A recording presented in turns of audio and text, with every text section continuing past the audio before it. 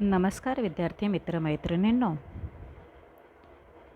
महाराष्ट्र शासनाने विद्यार्थ्यांसाठी त्यांचा अभ्यास अधिक सुखकर आणि त्यांना जे काही समजलेले नाही त्यासाठी सुलभ पद्धतीने ही परीक्षा 10वीची परीक्षा देता यावी यासाठी प्रश्नपेढी निर्माण केलेली आहे.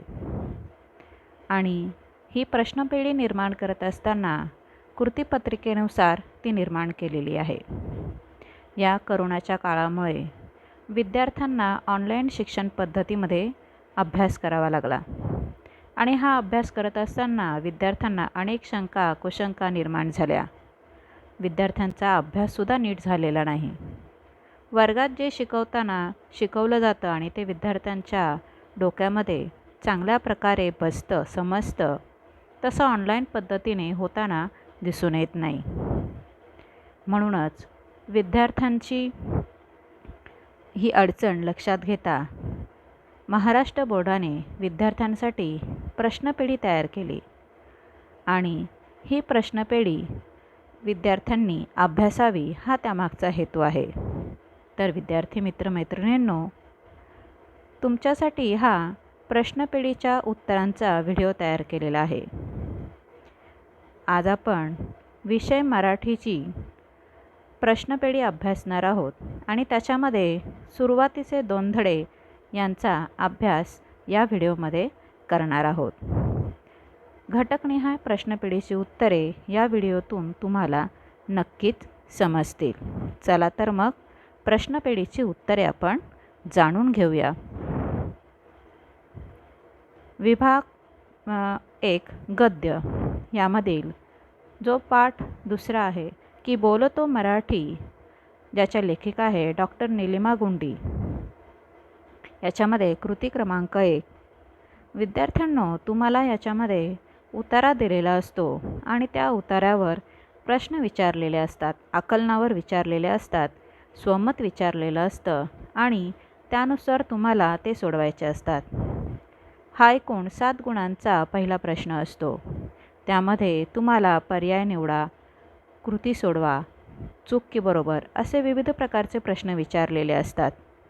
यामध्ये आपण कृती क्रमांक 1 हा प्रथम अभ्यासणार आहोत. प्रश्न पहिला जो आहे याच्यामध्ये की उताराच्या आधारे सूचनेनुसार कृती करा.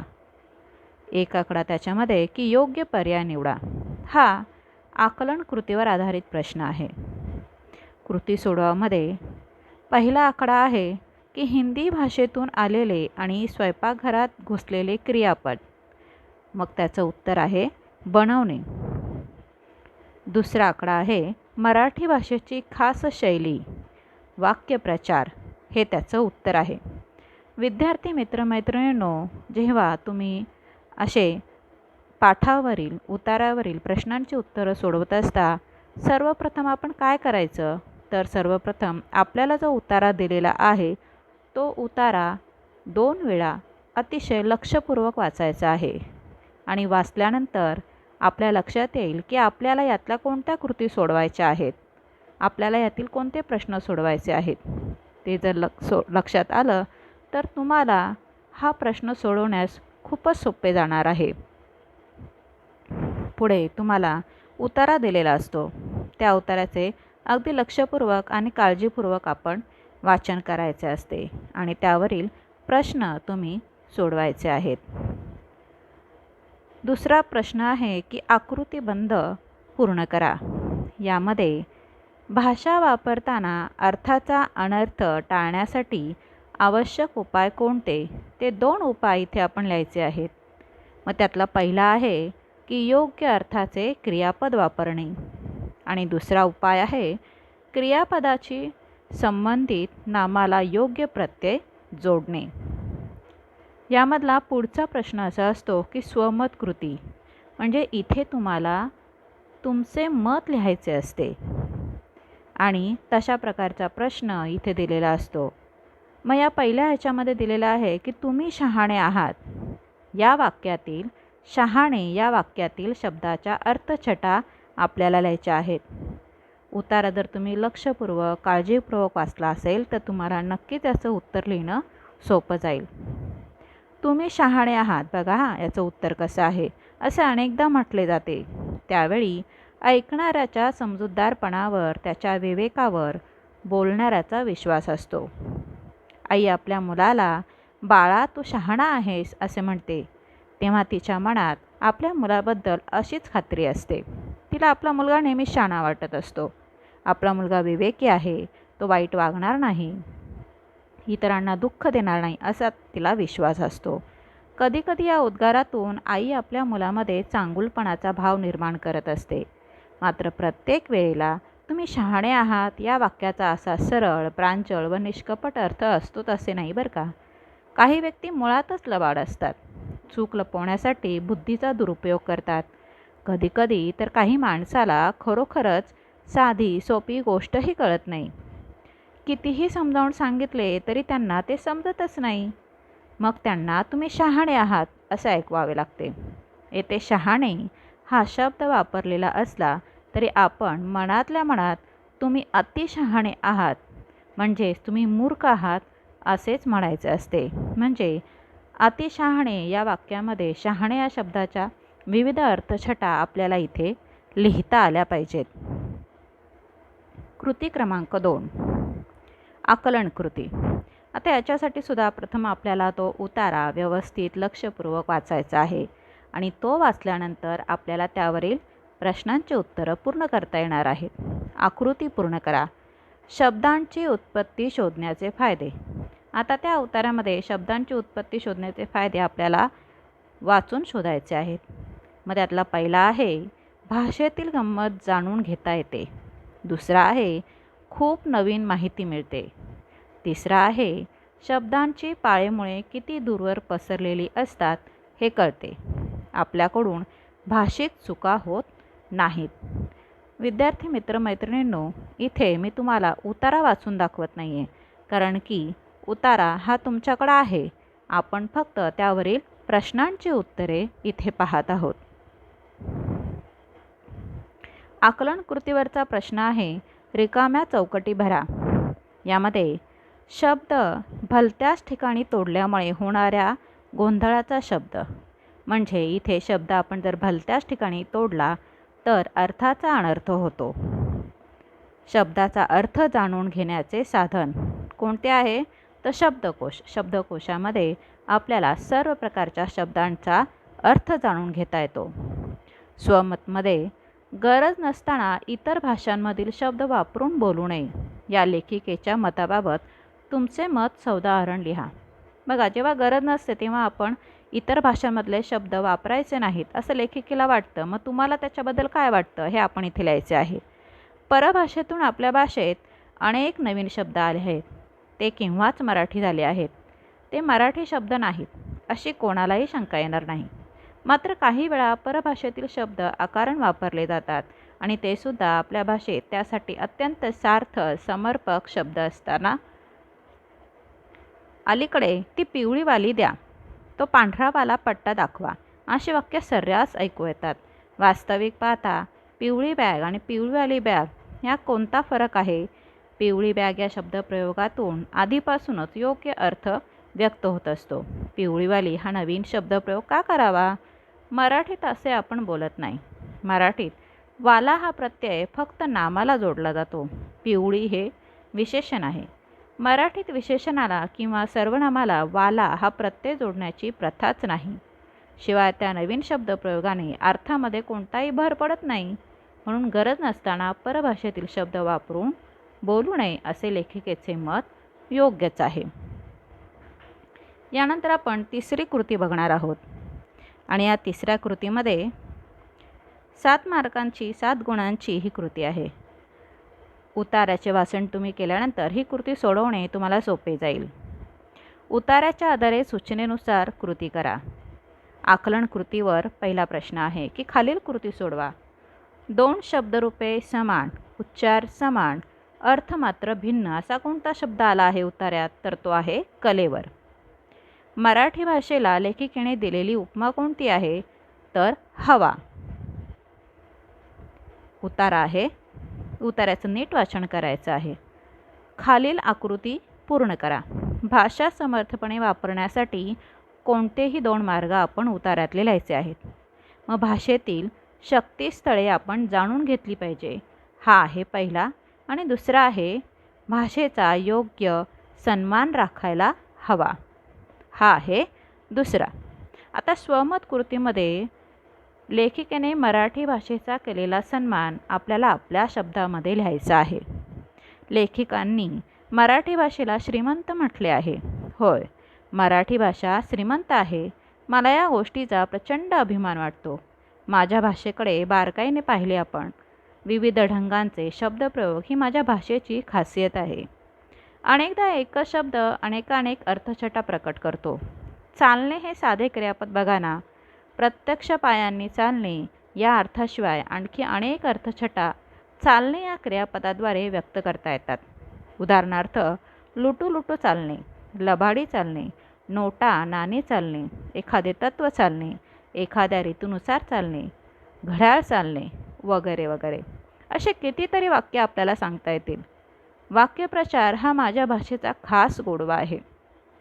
माझ्या भाषेने अनेक भाषांमधील शब्द स्वतः हृदयात सामावून घेतले आहेत. म्हणूनच माझी भाषा अधिकाधिक श्रीमंत होत चाललेली आहे. म्हणजे अशा प्रकारे आपल्याला आपल्या मराठी भाषेचं गुणगौरव वर्णन करता येईल. यानंतर विद्यार्थी मित्रमैत्रिणींनो, आपण पाठ 3 म्हणजेच आजी कुटुंबाचे आगळ, जो महेंद्र कदम यांनी लिहिलेला आहे, त्याच्यावरील कृती अभ्यासणार आहोत. त्यासाठी प्रथम उतारा तुम्ही वाचायचा आहे आणि त्यावरील प्रश्न सोडवायचे आहेत. उताराच्या आधारे सूचनेनुसार कृती करा. पहिला प्रश्न आहे, का ते लिहा. 2 मार्कांचा तो प्रश्न आहे. पहिला आकडा, आजी मुलांना गोठ्यातच दूध प्यायला लावायची. कारण त्याचं लिहायचं आहे. का बरं आजी मुलांना गोठ्यातच दूध प्यायला लावायची? कारण की तिला वाटायचं आहे मुलांना दूध प्यायला देण्याबाबत तिच्या सुना आपपरभाव करतील. आपपरभाव म्हणजे दुजाभाव करतील अशी भीती आजीला वाटे, म्हणून ती मुलांना गोठ्यातच दूध प्यायला लावायची. दुसरा आकडा आहे, आजी सोफ्यात बसून सक्त पहारा द्यायची. तर आजी सोफ्यात बसून सक्त पहारा का द्यायची? कारण लिहायचं आहे त्याचं. लेखकाच्या आईने व चुलतीने चहा करून पिऊ नये म्हणून आजी सोफ्यात बसून सक्त पहारा द्यायची. उतारा आहे, उताराचं वाचन नीट करायचं आहे. का ते सांगा. आजीचा कटाक्ष असावयाच्या गोष्टी. मग 2 गोष्टी इथं लिहायच्या आहेत की मुलांना गोठ्यातच दूध मिळण्यावर आजीचा कटाक्ष असायचा, आणि दुसरा आहे प्रत्येकाला प्रत्येक काम आलं पाहिजे यावर तिचा भारी कटाक्ष असायचा. स्वमत कृतीमध्ये आपल्याला प्रश्न विचारलेला आहे की तुमच्या घरामध्ये कामाची विभागणी कोण करतं आणि कशी, ते सविस्तर लिहायचं आहे. आता स्वमत लिहिताना आपल्या घरातील वर्णन आपण इथे लिहायचं आहे. आमच्या घरात एकत्र कुटुंब पद्धती आहे. आजी आजोबा, आई बाबा, काका काकू, आम्ही एकूण 4 भावंडे. आमच्या घरात सर्व वयोगटातील माणसे आहेत, त्यामुळे सर्व एकमेकांची काळजी घेतात व प्रत्येकाच्या मनाची काळजी घेताना दिसतात. आमच्या घरातील हुकमी एक्का म्हणजे आमची आजी. तिनेच तिच्या मायेने, धाकाने, सक्तीने, प्रेमाने आमचे घर बांधून ठेवले आहे. अजूनही प्रत्येक गोष्ट तिला विचारल्याशिवाय घरात घडत नाही.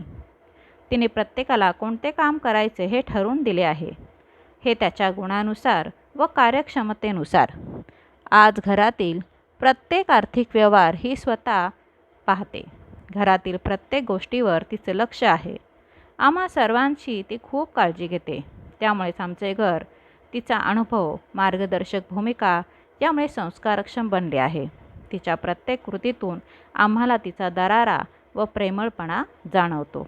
म्हणजे तुमच्या घरामध्ये कोणाचं महत्त्व आहे आणि त्या व्यक्तीने घरात विभागणी कशी केलेली आहे कामाची, ते इथे सविस्तर लिहायचे आहे. कृती क्रमांक 2मध्ये उताऱ्याच्या आधारे सूचनेनुसार कृती करा. उताऱ्याचं प्रथम तुम्ही वाचन काळजीपूर्वक करायचे आहे आणि त्यावरील प्रश्न सोडवायचे आहेत. चूक की बरोबर ते लिहा. भाकरी करपल्या की सरपण फोडणाऱ्याला आजी शिव्या द्यायची. मग हे विधान चूक आहे की बरोबर? तर हे विधान चूक आहे. मुलांच्या जेवणानंतर रानातल्या भाकरी बांधल्या जायच्या. हे विधान बरोबर आहे. आकृतिबंध पूर्ण करायचा आहे. दुपारच्या वेळेला ढाळजत बसून जमलेल्या बायका करावयाची ती कामे. मग बायका कोणती कामं करायच्या? तर वाकळ शिवायच्या, शेंगा फोडायच्या, ही कामं आपण इथे लिहायची आहेत. घटनेप्रमाणे ओघ तक्ता पूर्ण करा. आता घटनेप्रमाणे ओघ तक्ता आपल्याला जर पूर्ण करायचा असेल तर आपण त्या उतार्याचं नीट सखोल वाचन केलं पाहिजे आणि त्यातले रिकामे जे दिलेले आहेत आपल्याला चौकटी, त्या चौकटीमध्ये बरोबर क्रम लिहायचा आहे. स्वयंपाक झाला की आजी बालगोपाळांची पंगत बसायची. त्यानंतरची घटना आहे की वाढतानाही आजीचा जागता पहारा असायचा. आजी धपाटे घालून खाऊ घालायची आणि जेवण झाल्यानंतर आमच्या जेवणानंतर रानातल्या भाकरी बांधल्या जायच्या. म्हणजे बालगोपाळांचं जेवण झाल्यानंतर रानातल्या भाकरी बांधल्या जायच्या आणि सगळ्यात शेवटी बायका मिळून जेवण करायच्या. असा क्रम इथे आला पाहिजे. 2 गुणांसाठी हा ओघ तक्ता दिलेला आहे. स्वमतामध्ये पाठाच्या आधारे एकत्र कुटुंब पद्धतीबद्दल तुमचे विचार इथे स्पष्ट करायचे आहेत. आता या पाठामध्ये ग्रामीण भागातील मागील पिढीचे वर्णन चित्रण आलेले आहे आणि या काळातील हे एकत्र कुटुंब होते. आजी ही कुटुंब प्रमुख होती.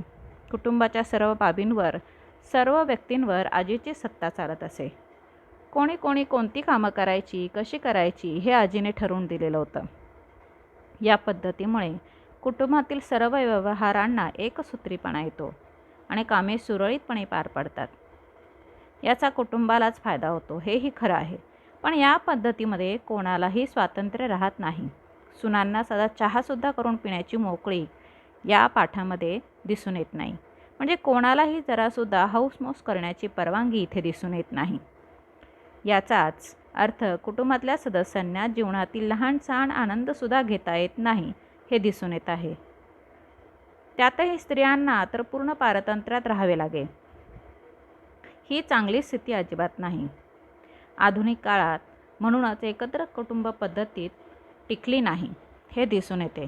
म्हणजे एकत्र कुटुंब पद्धती पूर्वीच्या काळी होती, पण आता आधुनिक काळामध्ये अशी एकत्र कुटुंब पद्धती आपल्याला दिसून येत नाही. पूर्वी ही जी पद्धती होती त्याच्यामध्ये काय वेगळंपण होतं, काय आणि आता काय वेगळंपण आहे विभक्त कुटुंब पद्धतीमध्ये हे आपल्याला जाणवतं. कृती क्रमांक 3. कृती क्रमांक 3 सोडवण्यापूर्वी आपल्याला उतार्याचं वाचन करायचं आहे. त्यातला पहिला प्रश्न आहे की उतार्याच्या आधारे सूचनेनुसार कृती करा. कसे ते लिहा. पहिला प्रश्न 1 मध्ये आहे, ढाळजेतून बातम्या प्रसारित होण्याची पद्धत. मग बातम्या कशा प्रसारित व्हायच्या? तर त्यातला पहिला आकडा असा आहे की सर्व बातम्या प्रथम ढाळजेत यायच्या आणि दुसरा आकडा आहे की ढाळजेत आलेल्या बातम्यांची शहनिशा व्हायची. म्हणजे खरोखरच बातम्या खऱ्या आहेत की नाही आणि मगच त्या गावभर जायच्या, म्हणजे गावभर पसरायच्या. एका शब्दात उत्तर लिहा. लेखकाच्या गावचे वर्तमानपत्र कोणते? तर ते आहे ढाळच, कारण की तिथं बसून सर्व गोष्टींची चर्चा केली जायची. दुसरा आकडा आहे की लेखकाच्या वाड्याचे भरभक्कम संरक्षण कवच, ते आहे आगळ. उतारा दिलेला आहे आणि या उतारावरूनच तुम्हाला प्रश्नांची उत्तरं सोडवता येणार आहे. काय ते सांगा, करा. उतार्यात आलेले बैठे खेळ. उतार्यामध्ये मुलं दुपारच्या वेळेला कोणते खेळ खेळायचे ते सांगितलेलं आहे. मग कोणते खेळ खेळत होते? तर चिंचोके, जिबल्या, गजगे, मुंगळा. सध्या हे खेळ मुलांना माहीत नाहीत. खेडेगावामध्ये अजूनही अशा प्रकारचे खेळ खेळताना मुलं दिसतात. स्वमत कृतीमध्ये आमची ढाळच म्हणजे गावाचे वर्तमानपत्र होते. लेखकाच्या या विधानाशी तुम्ही सहमत आहात का ते स्पष्ट करा. धड्यामध्ये ढाळजेचे महत्त्व सांगितलेले आहे आणि ते तुम्ही त्याच्याशी सहमत आहात का हे विचारलेले आहे. उत्तर, आगळ या कादंबरीच्या नायकाची आजी ही त्याच्याच घराची सत्ताधीश होती. घरात तिचा वचक होता, घराबाहेर तिच्या शब्दाला मान होता. दुपारपर्यंतची सर्व कामांचे नियोजन करून आजी ढाळजेत यायची. गल्लीतल्या बायकाही जमा व्हायच्या. निवडणं टिपणं करता करता गप्पा टप्पा व्हायच्या. अनेक बातम्या गुपिते उघड व्हायची. सगळ्याजणी बातम्यांवर चर्चा करायच्या, त्यातून बातम्यांची शहानिशा व्हायची. वर्तमानपत्राचे वार्ताहर गावातून बातम्या आणतात. संपादक त्या बातम्यांची शहानिशा करतात. मगच त्या बातम्या वर्तमानपत्रात छापल्या जातात. आधीच्या घराची ढाळच वर्तमानपत्रासारखीच होती. तिथे आलेल्या बातम्यांची शहानिशा झाल्यावरच बायका त्या बातम्या सगळ्या गावभर सांगायला मोकळ्या व्हायच्या. आणि म्हणूनच लेखक म्हणतात की आमची ढाळच ही गावाचं वर्तमानपत्र होतं. अशा प्रकारे विद्यार्थी मित्रमैत्रिणींनो, आपण मराठीतल्या 2 पाठांचं इथं कृतीप्रमाणे अभ्यास केलेला आहे. नक्कीच तुम्हाला प्रश्नपेढीवरील ही उत्तरे समजली असतील. धन्यवाद.